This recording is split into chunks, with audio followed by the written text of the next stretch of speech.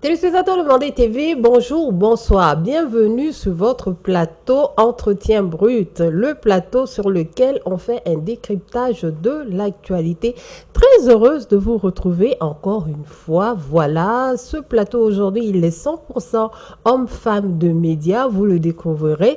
J'ai toujours des chroniqueurs, des invités. Aujourd'hui, j'aurai deux collègues tout simplement pour faire la chronique, invité tout à la fois.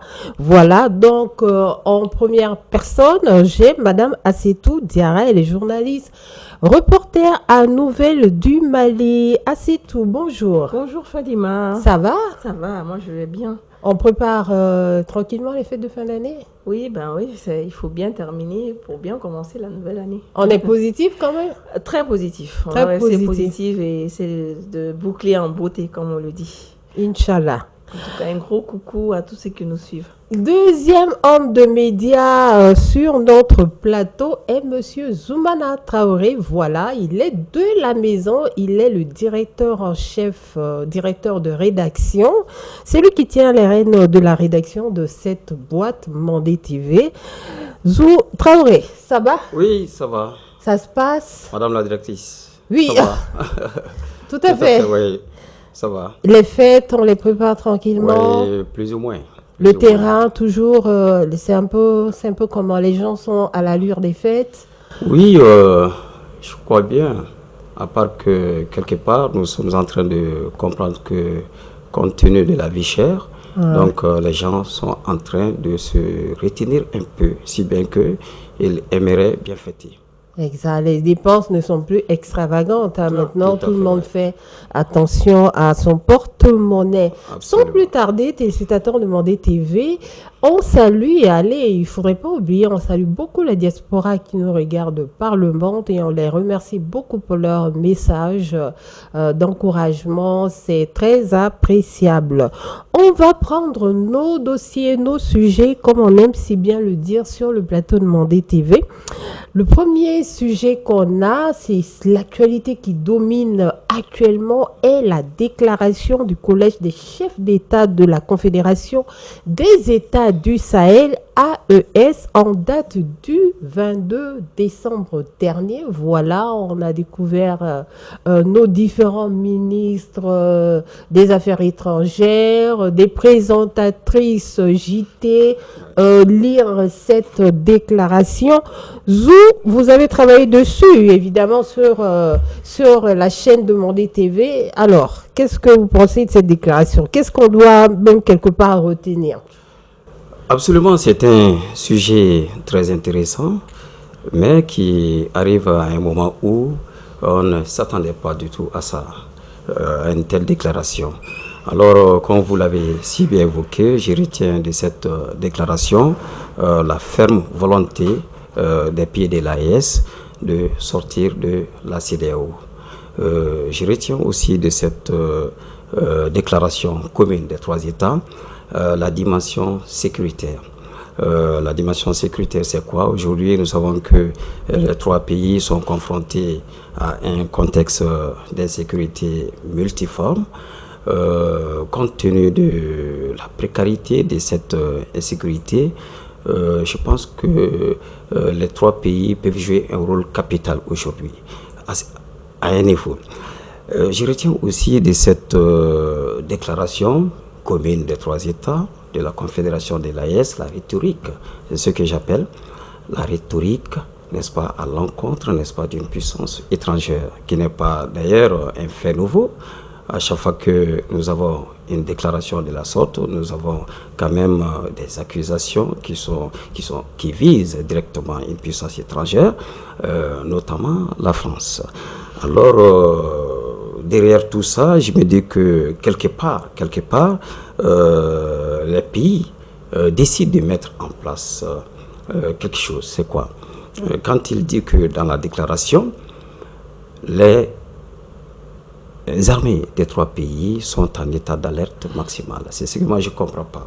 C'est comme si quelque part il y a une menace imminente qui vient de l'extérieur et que les armées des trois pays doivent se mettre sur pied, n'est-ce pas, pour contrer cette menace, notamment pour déstabiliser les régimes militaires. Voilà, donc, sont en gros quelques aspects que je retiens, n'est-ce pas, de cette déclaration.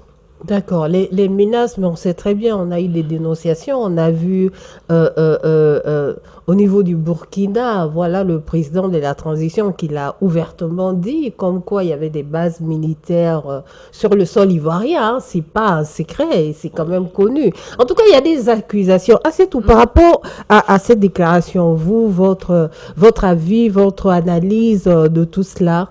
Moi, je dirais plutôt une déclaration de guerre quelque part, parce qu'il y a vraiment beaucoup d'affirmations disant que oui, la France serait derrière des manigances pour déstabiliser l'AES. C'est vraiment et en plus, c'est venu à un moment donné où il y avait aussi la rencontre de la CEDEAO. Donc, je pense que c'est un peu délibérément fait pour envoyer un certain nombre de messages, montrer que, bon, ok, nous sommes là, nous sommes au courant de ce qui se passe, entre guillemets. Voilà, parce que moi, je n'ai pas la preuve réellement que la France soit derrière. J'aurais été vraiment, ça m'aurait fait plaisir de voir quelque part que, bon, voilà, typiquement des images où tel lieu, à tel moment, précisément, la France est impliquée dans ça et ça et ça et ça. Je pense que ça aurait été plus transparent aussi de leur part de montrer cela. Mais sans ça, on voit clairement que c'est une déclaration de guerre à la France et que les États du Sahel veulent quand même démontrer quelque part qu'ils sont une puissance. Qui sont capables, parce que c'est ça, pourquoi dire que nous nous mettons en alerte? Bon, de toutes les façons, je pense que toute confédération ou tout pays doit quand même prendre et mener des mesures pour la sécurité de ces populations. Donc ça, on n'a pas besoin forcément de mettre ça dans une déclaration. Pour moi, c'est quelque chose qui va de soi. Et en plus, c'est fait un moment où on a aussi vu la sortie du ministre des Affaires étrangères malien, M. Diop, qui a tantôt aussi parlé du fait que oui, le Mali se retire vraiment de la CEDEAO, mais que les trois États restent quand même ouverts au libre passage des biens et des services. Pourquoi ramener tout ça à ce moment précis où justement la CEDEAO est en train de se réunir pour justement voir si oui ou non nous, les pays membres de la CEDEAO, vont réellement quitter la CEDEAO ou pas. Donc je pense que quelque part, il y a cette question qui soulève le fait que ils aimeraient bien quand même que même si les États restent au niveau de l'AES, qu'il y ait quand même cette libre circulation. En fait, on ne peut pas faire les œufs sans les casser. Oui. Ok, donc quelque part, si on décide de s'assumer, il va bien falloir qu'on s'assume. Au jour d'aujourd'hui, on ne sait pas réellement quelle est la position de la CEDEAO. La CEDEAO qui reste assez sourde un peu par rapport à cette question, ou qui reste un peu muette. On l'a vu, il y a quelques échauffements sur des déclarations personnelles. Mais de façon officielle, on n'a pas l'information de la position de la CEDEAO sur cette question de libre service et de biens. Si elle sera d'avis ou pas, ou on ne sait pas. On ne sait pas de façon officielle pour le moment. Mais ce qui est sûr, c'est que si nous, pays membres de l'AES, on veut quitter la CEDEAO, il va falloir qu'on s'assume, et sur tous les plans, monétaires, bien, libre service ou pas, qu'on décide que les membres de la CEDEAO puissent rentrer ou pas. Nous, quelque part, il faut qu'on soit prêts à ce que peut-être ils vont accepter et peut-être pas qu'ils vont accepter. Donc ça, il faut que ce travail se fasse. L'AES, comme ils l'ont dit, c'est depuis l'année passée. Donc, il faudrait quand même qu'on puisse mettre des bases. Le retrait, il est immédiat, selon eux. Claire. Donc, la déclaration qui... Donc, il y a des procédures, il y a quand même, on va dire, des mesures qui s'accompagnent avec ça. Absolument. Mais ces mesures-là, on ne les voit pas. On les voit par compte-gouttes comme ça. Suivant que la CEDEAO se réunit, on fait un communiqué pour dire, bon... J'aimerais vraiment qu'ils pensent à ce que ce soit, qu'on ait vraiment une visibilité plus claire, plus fluide, plus transparente de l'organisation de l'AES. Je pense que ça va être décisif pour une bonne assise de cette confédération. D'accord. Mais il y a certains citoyens qui disent quand même qu'il y a un divorce qui est mi-consommé. Elle n'est pas totalement consommée. Mais ils disent aussi en même temps qu'un divorce, quand on doit le consommer, on passe devant le juge, on se met d'accord sur quoi on doit divorcer. Voilà. Mais on n'a pas de travaux, on n'a pas d'informations sur d'éventuelles rencontres, sur comment ce divorce AES et CEDEAO va éventuellement se faire. Est-ce que c'est aussi votre regard? Absolument. Moi, je sais qu'à un moment donné, il y a quelques années, lorsque, au sein de l'Union européenne, l'Angleterre a décidé de quitter l'organisation européenne. Donc, il y a quand même eu tout un volet de négociations entre les deux parties, notamment entre les pays qui sont restés au sein de l'Union et l'Angleterre. Par rapport à l'AES, moi je ne vois pas je n'ai jamais vu ces schémas-là. Et c'est vraiment déplorable. Jusqu'à preuve du contraire, comme Assetou l'a bien évoqué, nous ne voyons pas, n'est-ce pas, la Confédération dans sa déclaration mettre en avant les avantages que la population de l'AES gagnerait au cas où elle sortirait, n'est-ce pas, de la CEDEAO. Plutôt, on se focalise sur une volonté de quitter l'organisation. On se focalise, n'est-ce pas, sur les désavantages que nous avons à rester au sein de la CEDEAO. Ce qui est important aujourd'hui, c'est de mettre en avant qu'est-ce que nous pouvons gagner, n'est-ce pas, avec l'AES, la Confédération. Voyez-vous? Et surtout, je vois qu'il y a une absence, s'il vous plaît, une absence, n'est-ce pas, de dialogue entre la CEDEAO et les pays de l'AES, notamment les chefs d'État. C'est là surtout compréhensible du fait que les accusations sont toujours à la limite. C'est ce qui crée toujours un fossé, n'est-ce pas, entre les deux organisations. Si vous décidez de quitter une organisation, ce n'est pas la peine de brandir les armes. Vous pouvez, de votre propre chef, quitter l'organisation, mais toujours est-il que le dialogue doit être le maître mot, n'est-ce pas, entre les deux parties. C'est déplorable aujourd'hui que tel n'est pas le cas. Et la population de l'AES est pratiquement dans un tourbillon et on ne sait pas où est-ce que, n'est-ce pas, la Confédération va amener, n'est-ce pas, sa population. On ne sait pas. C'est tout évoquer la question monétaire. Il y a aussi un aspect beaucoup plus important, c'est la libre circulation des personnes et des biens. Nous sommes un pays continental, notamment les trois pays d'ailleurs. Nous n'avons pas de débouchés sur la mer. Cela voudrait dire que notre commerce est focalisé, n'est-ce pas, sur l'importation.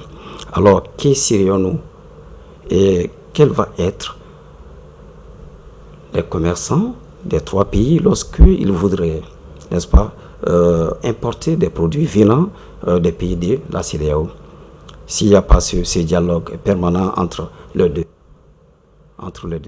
On comprend que c'est très complexe. En fait, pour les citoyens aujourd'hui, il faudrait vraiment que nos chefs d'État de l'AES puissent cadrer tout ça. Oui. Chaque séparation, chaque divorce passe par forcément une mise à table des discussions. Voilà, même pour imager un couple, il se rend au tribunal. Oui. Hein. Le juge dira c'est ci, cela. Ici, il n'y a pas de juge. Oui. Mais cette absence, les citoyens aussi qui sont un peu dans le flou, comme vous êtes en train de le dire, vous pensez quoi? Quelle projection on va avoir? Est-ce que c'est ce mois de janvier, la date ultime ou le mois ultime qui va réellement définir les choses? Comment vous projetez-vous? Moi, je pense que la CEDEAO est dans cette logique-là de négociation, parce que même lors de sa dernière rencontre, ils ont parlé, ils ont dit que c'est toujours le président Diomaye Faye et l'autre président qui vont continuer, mais en plus de cela, ils ont aussi prolongé le délai jusqu'en mois de juin, si je ne me trompe pas. 29 juillet. Juillet, voilà. Donc, c'est ça. Donc, en fait, voilà, sinon, normalement, ça devait prendre fin déjà, mais ils ont prolongé justement dans le but de pouvoir avoir le temps d'avoir justement ce dialogue avec les États de la Confédération des États du Sahel. Donc, il y a quand même cette dynamique-là qui est là, parce qu'en réalité, le divorce ne peut pas se faire du tout sans forcément qu'il y ait des échanges. Ça va être quasi difficile et puis ça va pas du tout être une réussite à la fin si cela se passe ainsi.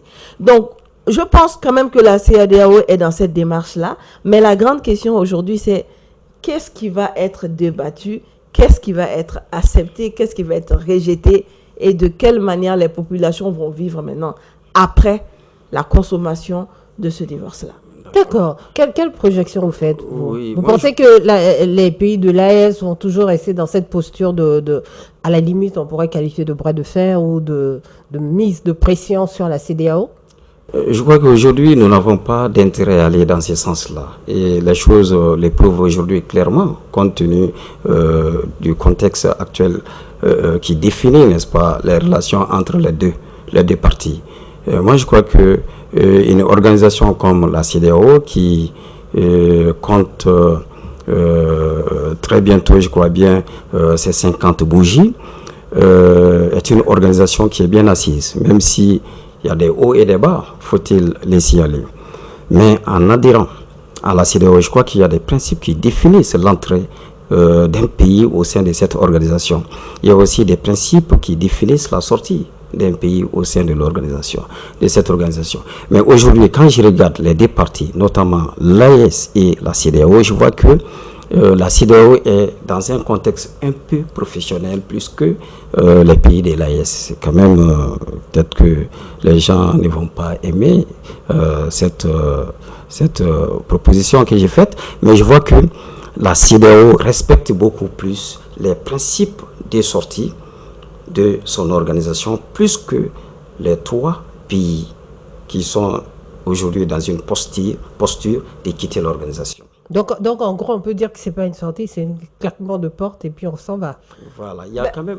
Voilà, c'est ça, c'est pourquoi je parlais de transparence tantôt, parce que sinon on a plutôt l'impression que voilà, c'est le brouhaha autour de ça. Il n'y a pas forcément de dialogue, donc il n'y a pas forcément d'entente. Mais alors que ça ne doit pas être la guerre, vous voyez, le fait de se séparer ne veut pas forcément dire que on ne s'entend pas du tout. Non. On l'a même vu il y a quelques mois, il y a eu quand même une rencontre avec les douanes.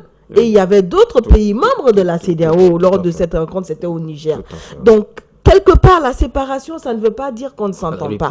Voilà, voilà, exactement, on peut parler comme cela. Mais donc, de la manière dont les choses sont, on a plus l'impression que c'est comme ça. Mais l'illusion, je pense aussi, c'était que le fait que la CEDEAO a prolongé un peu le fait de donner quelques mois, je pense que cela a été perçu plutôt comme si on voulait plutôt nous donner l'opportunité de revenir. Alors que, en fait, ce n'est pas forcément cela.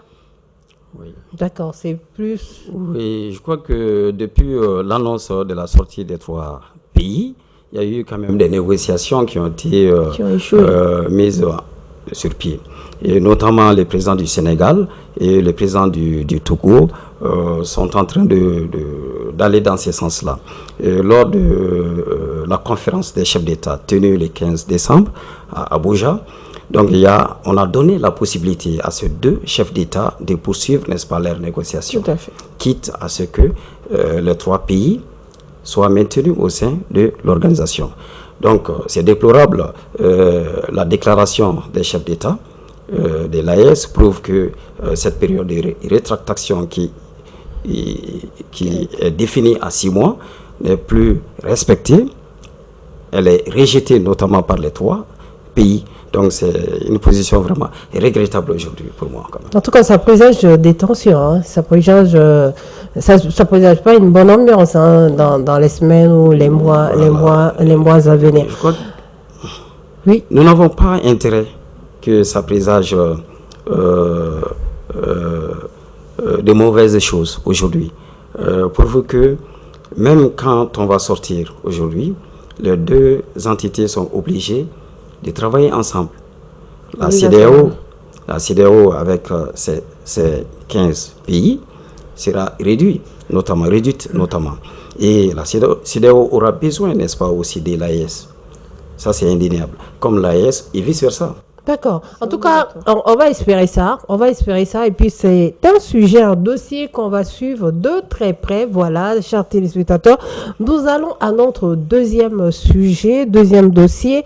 Il s'agit des États généraux de la santé qui s'est tenu ici au Mali, à Bamako.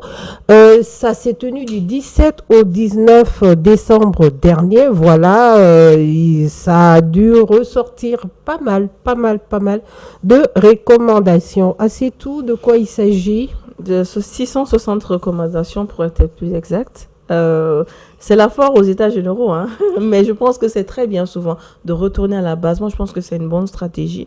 Mais ces États généraux ont indéniablement été le point où tous les acteurs de la santé étaient regroupés. Quand on dit les acteurs, ça dit depuis à la base, depuis les agents de centres de santé communautaires qui sont plus près des populations, aux responsables des centres de santé elles-mêmes, jusqu'aux directeurs, à toutes les personnes qui travaillent dans le domaine de la santé. Pour moi, c'est ce travail-là qui doit être fait en amont pour faire vraiment un état des lieux et c'est assez salutaire. Je pense que ça a été aussi le moment où on a pu largement discuter des problématiques en fonction des besoins actuels. Parce qu'il ne faut pas oublier que la santé, c'est un domaine clé de développement et que les réformes, les règles, même les procédures en vigueur datent d'un certain temps et que ne sont pas, même pour certains cas, à l'ordre du jour ou alors à harmoniser en fonction des besoins des populations. Donc, c'était très important quand même d'avoir ces points de vue et surtout de les mettre au propre, établis en forme de recommandations. Mais c'est surtout le nombre de recommandations qui interpellent. 660, c'est quand même un peu beaucoup. Ok, donc est-ce que ça veut dire quelque part qu'il y avait autant de choses à faire dans le domaine de la santé qui, au fil des années, alors que rappelons-le quand même, l'administration est une continuité. Il devrait quand même y avoir une certaine continuité dans les procédures de telle sorte à remplir certains besoins. Mais 660, c'est vraiment, c'est quand même beaucoup quand même. Ouais. Et est-ce que tous ces 660 points pourront réellement avoir des solutions et appliquer à la norme d'ici combien de temps? Ça aussi, c'est une autre question. Mais il faut vraiment saluer l'initiative. Parmi ces recommandations, il y a par exemple une recommandation sur l'accueil. Bah, écoutez, l'accueil, c'est vraiment on a souvent, on a très souvent, et c'est d'ailleurs regrettable, l'écho de femmes enceintes qui se plaignent de l'accueil qu'elles ont quand elles arrivent pour accoucher. Vous voyez comment elles sont traitées, comment le regard qu'on les jette, la manière dont on les encourage à accoucher. Ça, vraiment, ça a toujours été un débat. Et voir une recommandation qui tienne compte de ça, ça veut dire que ce n'est pas que l'aspect renforcement de capacité, renforcement des équipements, renforcement du personnel, c'est aussi des aspects pour soulager les populations qui fréquentent ces lieux-là. On a notamment aussi vu dans les recommandations la prise en charge des besoins en termes de césariennes. Ça, c'est extrêmement important parce que le nombre de césariennes a explosé.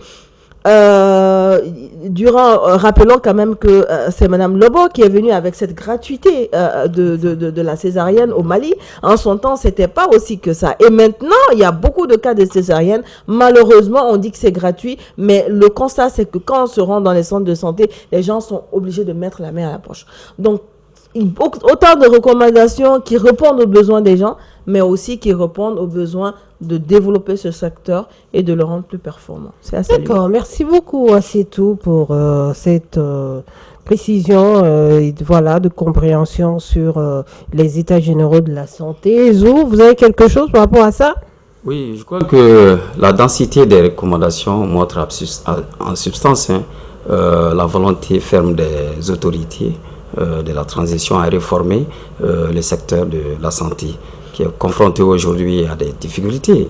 Il suffit de s'y rendre dans les CHU, dans les hôpitaux, dans les CCRF, dans les associations sanitaires qui sont dans les quartiers pour s'y rendre compte aujourd'hui. Donc aujourd'hui, les patients, les visiteurs ont vraiment besoin qu'il y ait des réformes Et je sais que les États généraux ont tenu compte de tous ces aspects, compte tenu de la densité 600 et quelques. Ça prouve combien de fois les besoins est là aujourd'hui à réformer ces secteurs-là. D'accord. Moi, parmi les recommandations, quand même, j'ai regardé les chiffres. Ils ont beaucoup parlé des chiffres. On voit qu'il y a nette amélioration. En tout cas, si on se réfère aux chiffres sur le taux de mortalité maternelle qui est réduit, qui se retrouve à 363, voilà, aujourd'hui, non, plutôt de 325. Une réduction, voilà, taux maternel, excusez-moi téléspectateurs, j'essaie de retrouver mes feuilles, taux de mortalité maternelle de 363 à 325, voilà, pour 100 000 naissances vivantes, voilà, ça a quand même nettement un peu réduit, malgré le contexte aussi. Oui. C'est surtout ça qu'il faut marquer, Oui, c'est que malgré le contexte. Oui, et n'oubliez pas la question sécuritaire. Et quand on va dans les zones reculées où la sécurité, où il y a des problèmes d'insécurité, l'accès aux centres de santé reste des problèmes. On a passé les inondations. L'accès, quelquefois, dans certaines localités, reste encore des problèmes. Et ça, tant qu'on ne va pas régler aussi la question de la sécurité, ça va être difficile. Parce que c'est ça, de façon transversale, les groupes ont travaillé. Je pense qu'il y avait 4 groupes qui ont travaillé. Il y avait ce côté financement, il y avait ce côté communication, mais je pense qu'il y a l'aspect sécuritaire que je n'ai pas beaucoup vu. Peut-être que c'est pris en compte quelque part dans les recommandations, mais la question de sécurité est aussi centrale en matière de santé, surtout dans ces localités-là. Surtout dans ces localités. Zou, vous avez quelque chose par rapport à tout ça? Et puis, je crois aussi parmi l'une des recommandations, c'est le budget. C'est l'argent. L'argent, le nerf de la guerre, c'est le budget. Est-ce que ces recommandations, oui, la quantité de ces recommandations, évidemment, pas mal doivent être mises en œuvre avec le budget. Et on sait aussi que le budget, c'est là où les dents se grincent un petit peu. Absolument. Je crois qu'en matière de budget, la santé arrive dans les 3 premières positions aujourd'hui, après la défense et l'éducation, je crois bien. On peut citer aussi la santé. Cela montre combien de fois le secteur de la santé a besoin, n'est-ce pas, d'être financé.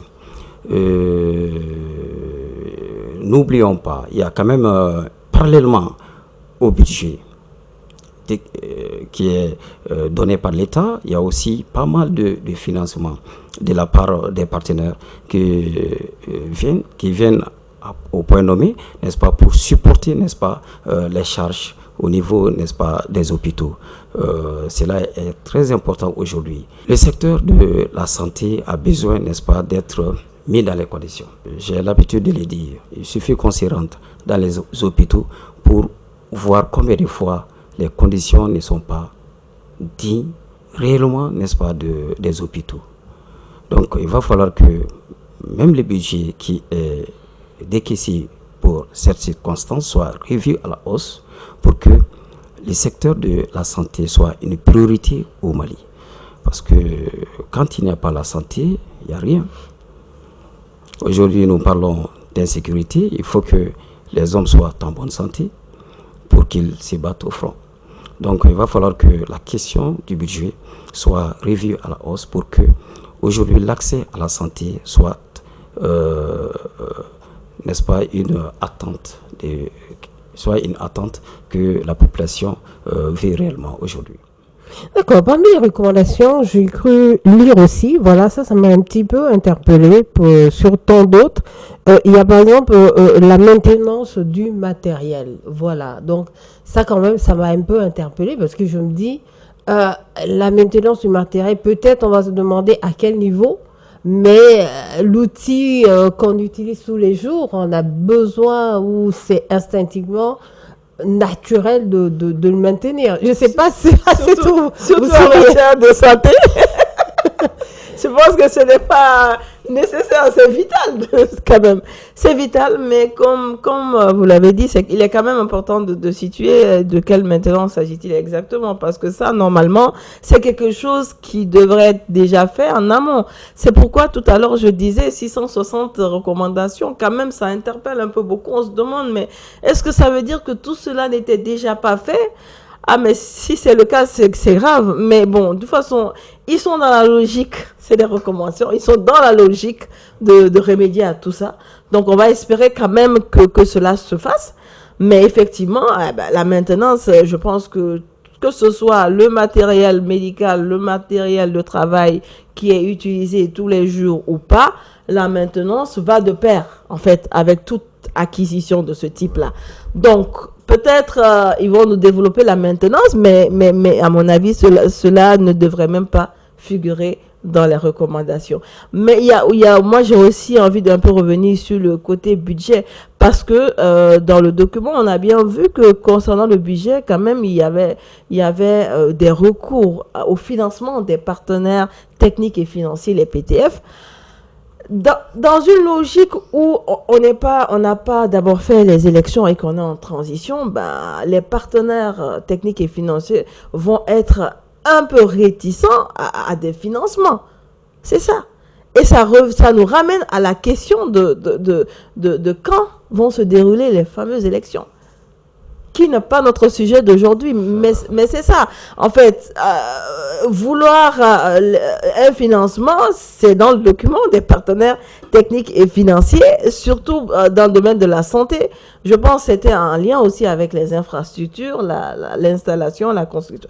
C'est quand même des coûts. Et est-ce que les partenaires sont prêts à accompagner le Mali dans le contexte où nous sommes actuellement, où nous tournons le dos à la CEDEAO et où nous sommes dans une phase de transition, où on se demande bien sûr quand est-ce qu'on va revenir et surtout où on prône quand même une certaine souveraineté. Tout à fait. Normalement, le domaine de la santé doit nous revenir comme l'armée, comme tout autre domaine, carrément. Qu'est-ce que vous pensez? Parce qu'on a essayé aussi de voir avec certains citoyens s'ils sont au courant de ces états généraux de la santé, qu'est-ce qu'ils en pensent et tout.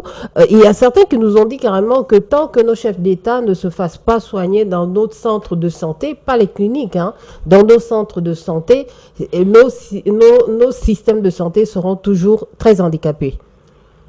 C'est un sujet très important parce qu'aujourd'hui, quand on est responsable, quand on est quand même un grand représentant de l'État aujourd'hui, lorsqu'on a la malchance de tomber malade, on se fait automatiquement soigner dans des hôpitaux vraiment représentatifs aujourd'hui à l'étranger. Donc, c'est un coup dur, n'est-ce pas, pour notre système de santé, pour notre politique nationale de santé. Moi, je sais que quand le président français tombe malade, il se fait soigner dans les hôpitaux en France.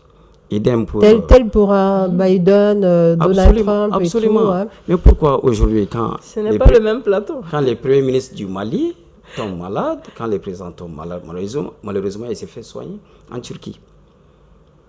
Les plateaux, vous l'avez si bien souligné, c'est là aussi le travail des autorités. Ils doivent répondre, n'est-ce pas, aux exigences actuelles, n'est-ce pas, du développement de la médecine aujourd'hui. Tel n'est pas le cas aujourd'hui au Mali. D'accord. En tout cas, j'ai regardé aussi les recommandations. Je sais aussi de me pencher sur la recherche. Et la recherche, elle n'est pas dans les recommandations. Oui, elle est évoquée, mais est-ce que vous avez pu faire cette lecture comme quoi on allait vraiment soutenir la recherche? Parce qu'on sait très bien que la recherche, c'est pas pour nous, nos pays africains. Exceptionnellement, il y a quelques pays qui arrivent quand même à se détacher en termes de recherche, tels le Maroc, la Tunisie, l'Afrique du Sud. Mais pour la plupart de nos pays, en tout cas du côté sahélien, ça reste à désirer. Voilà, il n'y a pas d'industrie pharmaceutique en tant que telle installée. Donc, c'est un peu ça qui ont peut-être manqué dans les recommandations.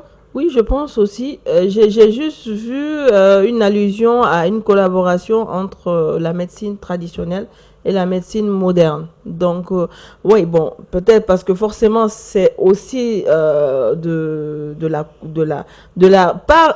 recherche quelque part, parce que cette médecine traditionnelle n'est pas documentée. Donc, quelque part... elle est documentée, mais pas assez divulguée, on va dire. Elle est documentée, mais pas assez divulguée. Très bien. Mais certains, quand même, la pratiquent jusqu'à présent un peu dans l'ombre. sans dire réellement qu'est-ce qui est dans le produit, quelle quantité il faut réellement. On dit juste il faut prendre temps et bouillir et puis c'est bon. Mais on ne sait pas réellement quel dosage. Moi, je parle plus de ces aspects-là, en fait. Donc, j'ai vu quelque part quand même qu'il y avait une recommandation où ils disaient qu'ils allaient plutôt travailler avec la médecine traditionnelle et voir quelle collaboration il peut avoir entre les deux. Mais concernant la recherche pour l'avancée, comme vous l'avez avancé tantôt par rapport au développement même, ça, c'est vrai que ça a un peu manqué. Exactement. Vous avez un dernier mot pour ce chapitre? Tout à fait, par rapport à la recherche. Je crois que la recherche aujourd'hui est conditionnée au financement. Dans le secteur de la santé, il y a d'innombrables chercheurs aujourd'hui au Mali. Je fais par exemple référence au professeur Ogo Bradomo, décédé, paix à son âme. Il a fait des recherches, des avancées aujourd'hui qui ont beaucoup impacté, n'est-ce pas, sur le paludisme, en réduisant le taux, n'est-ce pas, de mortalité du paludisme. Donc il faut mettre l'accent, n'est-ce pas, sur les financements. Donc l'État, si il veut que aujourd'hui les chercheurs maliens mettent des résultats pour combattre les maladies, donc l'État doit débloquer des fonds. Les chercheurs, on l'a tantôt parlé, même les au Bradomo, ils sont financés, n'est-ce pas, par l'extérieur. Tous les chercheurs, pratiquement, sont conditionnés, n'est-ce pas, à des chercheurs étrangers. C'est ça le problème. Or, la recherche, elle est aussi nationale. C'est l'État qui doit prendre en charge, n'est-ce pas, sa propre recherche. Donc, les chercheurs nationaux doivent travailler dans ce sens-là. D'accord. En tout cas, par rapport à ces recommandations, on va essayer de regarder ça aussi de très près. On va voir comment tout ça se met en œuvre. Moi, je pense que c'est quand même une question transversale qui peut être inclue dans certaines recommandations aussi. Parce que quand ils disent, par exemple, qu'ils veulent revoir la politique nationale de santé, peut-être qu'il y a ces aspects aussi dedans. Donc, peut-être c'est une question à approfondir, à voir. Exactement, réellement. Il faudrait... Ça m'étonnerait qu'ils puissent réellement faire tout ça sans aborder la question de la recherche. Ça va être c'est abordé, mais on entendait vraiment des lignes assez claires là-dessus, assez fournies, je pense qu'il y a plus de choses à faire encore plus urgentes. D'accord, merci beaucoup. On va avancer dans nos différents sujets. Voilà le sujet du pays. Comme j'aime si bien le dire, c'est affaire à suivre. On regarde dans la sous-région. On va du côté du Tchad tout de suite. Voilà, le Tchad, en date du 21 décembre dernier, on a vu une élévation au rang de général, voilà, du président Mahamat Idriss Déby Itno. Zou, qu'est-ce que vous avez compris de tout ça? Oui, je crois que le Tchad est l'un des rares pays aujourd'hui où l'armée, n'est-ce pas, élève ses hommes au grade de maréchal. Dans notre pays, je crois que les générales 5 étoiles est la limite de l'élévation au grade. Mais il y a un fait annonciateur, c'est quoi? Le lac Tchad vient, n'est-ce pas, d'être sujet à une attaque massive des terroristes. Donc, on a vu le président Mahamat Itno à la tête, n'est-ce pas, d'un commandement pour combattre, n'est-ce pas, le terrorisme. Et il est resté au front pendant de longues semaines. Alors, c'est à l'issue, n'est-ce pas, de ces succès, entre guillemets, pour combattre le terrorisme, que certains partisans du régime ont jugé que le président serait bon à être élevé au grade de maréchal comme son père défunt. Donc, c'est vrai que la situation évoque beaucoup de problématiques. Pourquoi il doit être élevé à ce niveau-là? Il n'a fait que faire sa tâche. Un président doit assurer la sécurité pour ses populations. Donc, quand il fait son travail, il ne doit pas être rémunéré pour ça. Oui, ça c'est la position de pas mal des citoyens. Mais je sais que c'est aussi une façon, n'est-ce pas, pour les clans Idriss Déby, les clans Déby, n'est-ce pas, de confisquer et de se maintenir au pouvoir. Parce que un maréchal au Tchad, ce n'est pas une petite personnalité. Il dépasse la personnalité du général. À la limite, il devient un roi du pays. Donc je vois que c'est une façon pour lui, n'est-ce pas, de se positionner pour dire à ses adversaires, attention, tiens, je tiens les rênes du pouvoir, faites attention, je ne suis pas un simple général, je suis désormais un général. Et quitte à vous si vous vous amusez avec les pouvoirs. Le maréchal. Ouais. Ah, c'est tout. Vous êtes dans cette même logique, comme quoi il veut garder le pouvoir indéfiniment. De toutes les manières, je pense qu'il est bien assis, quoi. Il va être très difficile de faire une tentative de quoi que ce soit. En fait, c'est que ce soit maréchal ou général, ou je pense que pour moi, ce n'est pas la priorité. La priorité, c'est ce qu'il est en train de faire. C'est d'aller là où le besoin est. De faire en sorte de veiller à l'intégrité du territoire, de faire en sorte que les populations ont besoin. Après, vous pouvez même être, je sais pas, plus que, j'ai pas envie de dire le mot, mais pour moi, d'autant plus qu'on est au pouvoir, ce n'est pas, pour moi, aux yeux de la population, ce n'est pas aussi important que cela. Ça aurait été bien peut-être si on n'est pas au pouvoir.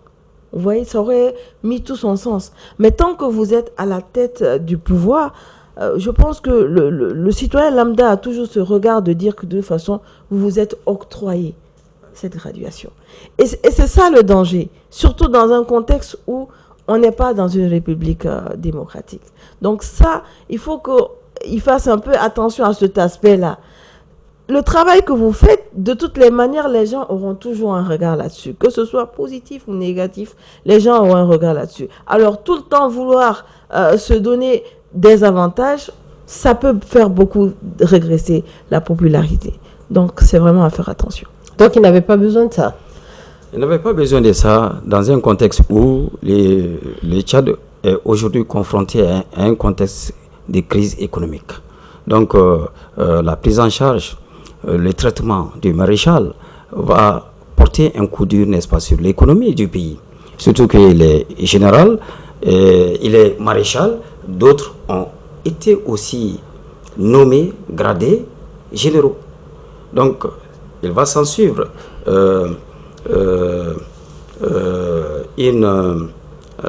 qu'est-ce qu'on appelle, il va s'en suivre un impact, un coup dur. L'économie du pays va subir un coup dur de ces faits-là, de cette nomination.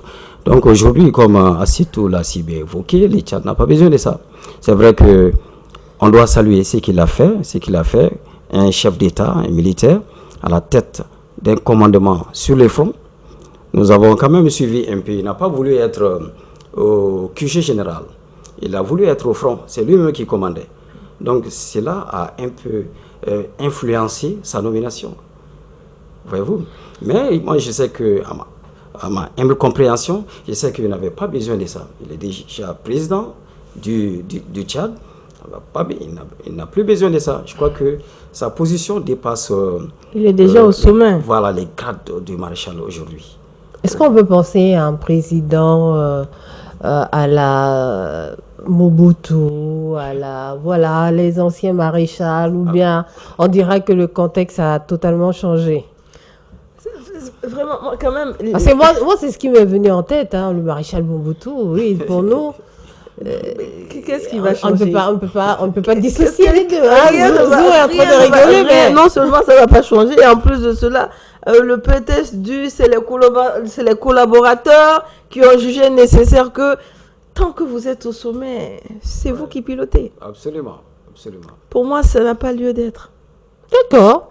Ok, donc on va regarder ça de très près. Voilà. En tout cas, il a posé des éléments assez forts. Hein, voilà, notamment avec la base militaire française qu'il fallait renvoyer. Oui, oui.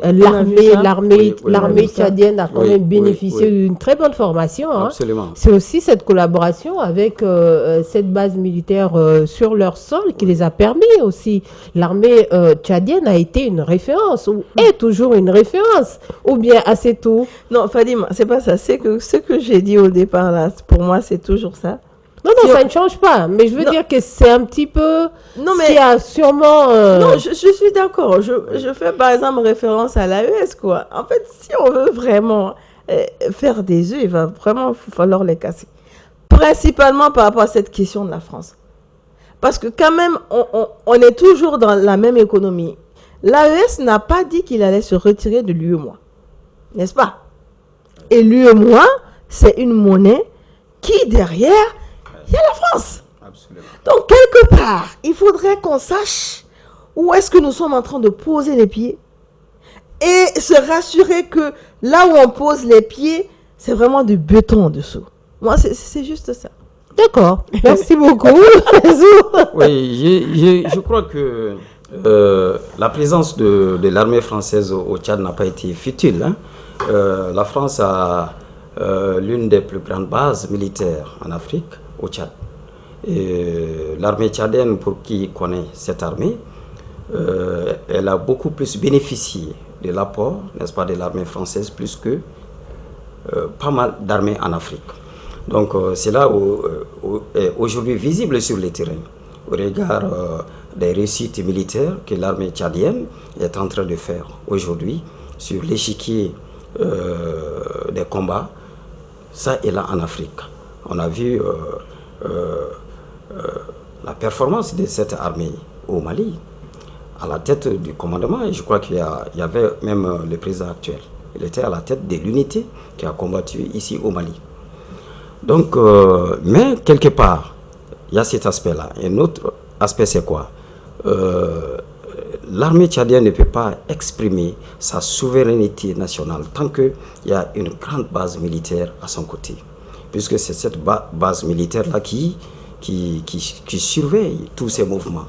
Et pour qui connaît quand même la puissance de cette armée française, nous savons qu'elle a des possibilités de veiller à des échelons très réduits, n'est-ce pas, tous les mouvements, n'est-ce pas, de cette armée. Donc rien que ça, l'armée tchadienne, elle n'est pas souveraine.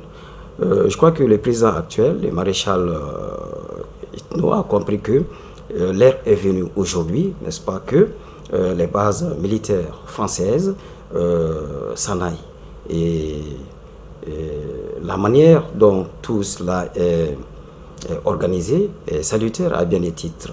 Elle n'est pas faite sur invocable de propagande, mais ça se passe sur une organisation très nette, si bien que quelque part, le Tchad est précis. Donc la France demande qu'on revoie, n'est-ce pas, les délais. Je crois que l'heure est aux négociations entre les deux parties.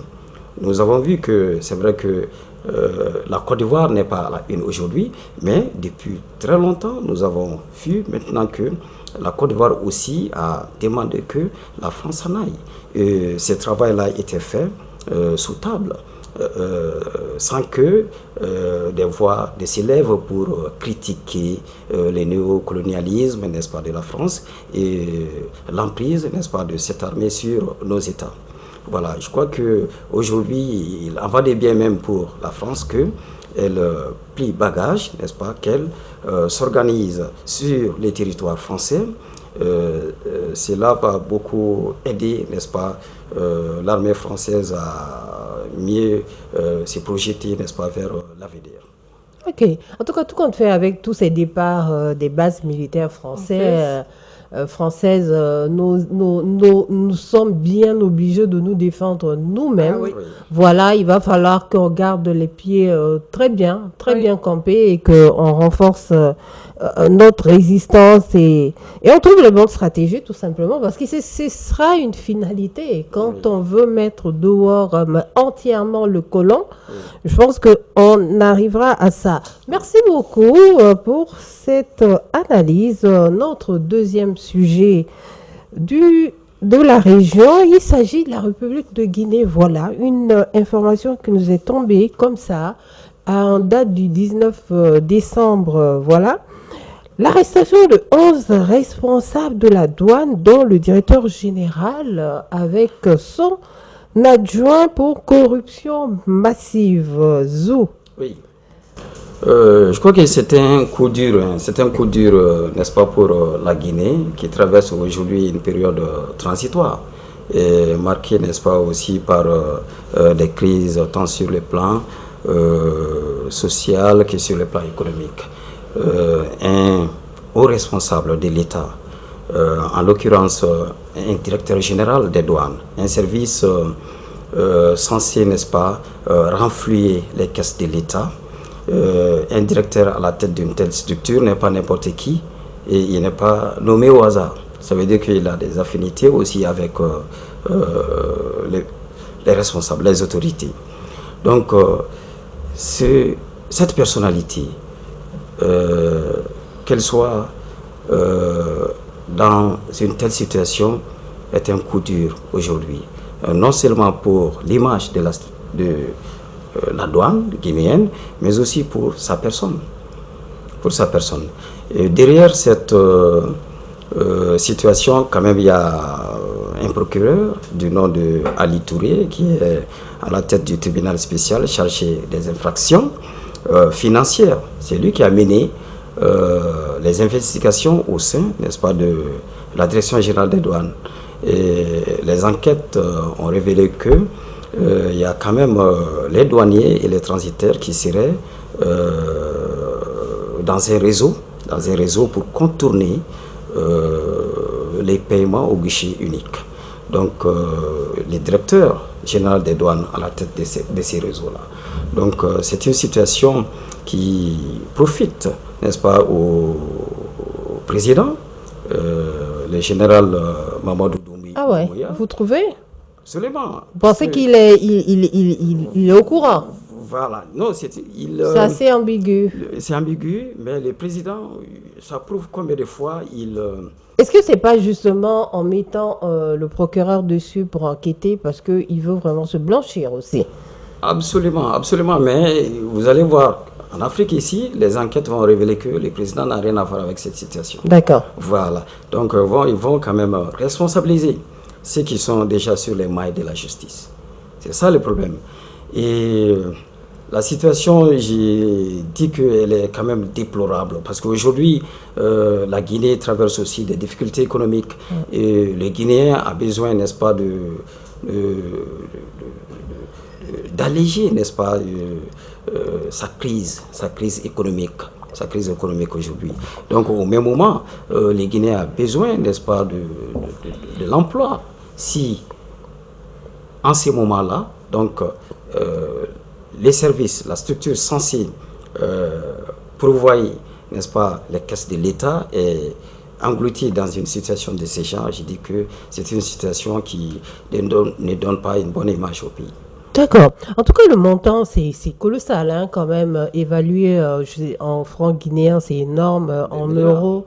En francs guinéens, c'est des milliards, même en euros, déjà, c'est des millions. Hein, 76 millions d'euros. 76 millions d'euros, c'est pas un montant à négliger. Hein. C'est ce que j'allais dire. Douane, bon, corruption, bon, on a un peu l'habitude. Hein. C'est une musique qu'on entend quelquefois dans nos pays africains là.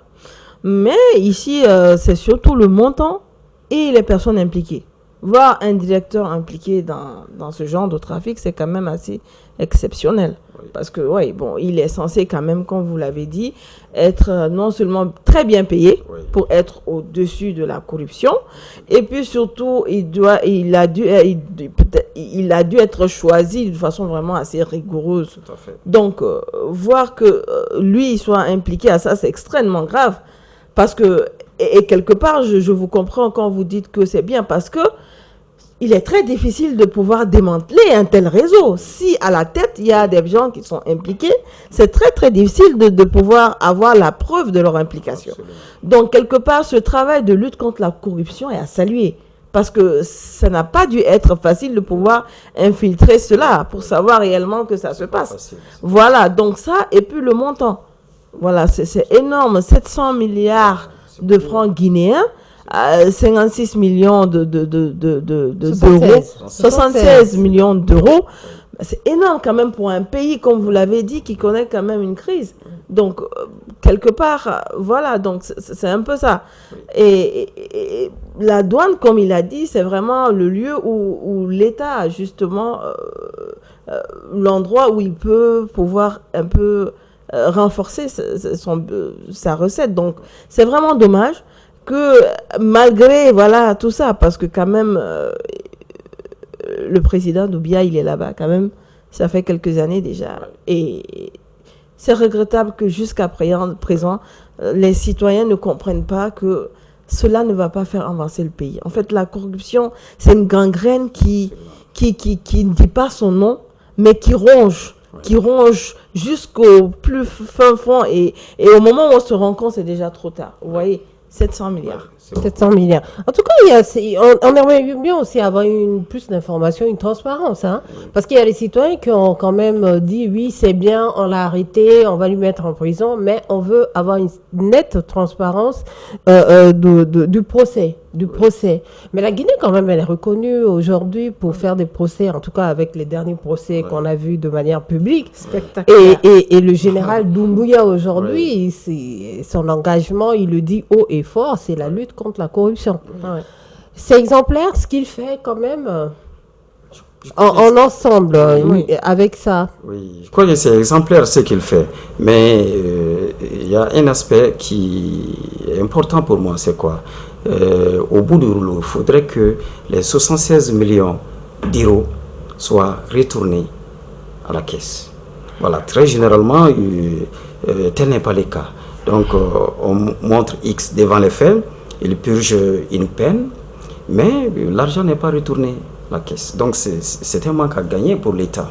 Et aujourd'hui, je crois que sans vouloir trop s'immiscer dans les affaires judiciaires, le président doit veiller sur cet aspect-là pour que cet argent-là soit retourné. Et ça va faire... ça va beaucoup impacter sur l'économie guinéenne aujourd'hui qui en a besoin. D'accord, une nette transparence tout simplement, hein, du procès, de la procédure et de tout. Et puis quand même, je pense que ce qui n'est pas tellement bien à mon entendement, c'est de le faire de façon spectaculaire. Vous trouvez? Oui. Bon. Les procès publics, c'est bon. C'est bon à un certain niveau, mais pas parce que quand même, ce sont des gens qui sont beaucoup impliqués dans les affaires de gouvernement. Donc, c'est pas trop bon aussi d'étaler tout sur la place publique. C'est pour dissuader aussi les autres à ne pas faire Je suis d'accord, mais à un certain niveau. Parce que, vous vous rappelez Dadis? Oui. Vous voyez comment il faisait? C'était du Dadis show. Oui. Est-ce que réellement, il y avait même de l'indignation? Donc, ça, ce cliché-là aussi, je pense qu'il ne faut pas tomber dans ça, quoi, en fait. Ça ne vaut pas le coup. Il y a des procédures judiciaires qui sont là, il y a des hommes juridiques qui savent faire leur travail, donc que ça se fasse normalement. Pas besoin de trop de publicité derrière la chose. Déjà, le fait de le médiatiser, ça, c'est déjà bien pour moi. Pour moi, même à ce niveau, c'est déjà bien. Même s'il n'y a pas plus de transparence que ça, pour moi, c'est déjà bien. Parce que le prochain directeur qui va venir va savoir que, il y a d'autres regards au-delà de moi. Tout à fait, oui. D'accord, merci beaucoup. Voilà, nos sujets régionaux sont bouclés. Ah non, on pourra dire que les procès, on va essayer de regarder ça. Qu'est-ce qui se passe? Le Tchad aussi, pour revenir sur le sujet du Tchad, on va voir si le Tchad sera un pays émergent dans quelques années, quelques mois avec ce grade de maréchal. On verrait bien. C'est l'Afrique. C'est l'Afrique qui gagne. C'est tout, elle est morte de rire. Comme d'habitude. Merci beaucoup, chers collègues. Nous arrivons à la fin de notre entretien du jour. Voilà, décryptage de l'actualité de la semaine qui a été marquant pour nous ici sur le plateau de Mandé TV. Nous sommes avec Madame Assetou Diarra, journaliste reporter à Nouvelles du Mali. Assetou, on se dit à la prochaine. Oui, à la prochaine. Et voilà, je souhaite une bonne heureuse année. Il y a des dossiers sous la main? Non, juste des vœux de bonne heureuse année. de paix, de cohésion sociale, d'entraide, de bonne gouvernance et surtout de disparition de la corruption. Voilà, tous mes vœux de bonheur à tous ceux qui nous suivent, à vous tous. Merci beaucoup, pareillement, pareillement. Notre deuxième, voilà, il est de la boîte, hein, je dirais pas à la prochaine parce qu'on se côtoie carrément tous les jours. Il s'agit de Monsieur Zoumana Traoré, il est le rédacteur en chef de Mandé TV. Zou, on s'est dit à tout de suite en fait. C'est bien dit, à tout de suite. Ça ne s'arrête pas. Alors on salue toujours la diaspora, fidèle diaspora qui nous regarde tous les jours. Voilà, avec mes collègues, on en profite pour vous souhaiter des bonnes fêtes, bonnes et heureuses années, en espérant que l'année prochaine soit nettement plus meilleure que cette année. Et moi, si je pouvais avoir une baguette magique pour l'année prochaine, c'est tout. Ce serait quoi? Mais deviner. Ah bah, je ne sais pas. Quoi? Moi, je pense que ce serait l'électricité pour tous les Maliens. Voilà.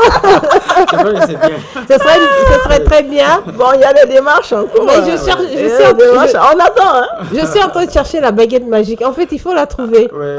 Il faut trouver la baguette et ensuite l'actionner. Déjà, bon, il paraît qu'on est à 70 milliards là-dessus, mais on ne sait pas 70 milliards. On se dit à la prochaine. Merci beaucoup, chers collègues, pour ce décryptage sur ce plateau. Téléspectateurs de Mandé TV, restez sur les ondes de Mandé TV. Allez-y sur nos pages YouTube, Facebook pour voir et revoir toutes nos émissions. Voilà. On salue aussi la régie qui a assuré cet enregistrement. À la prochaine.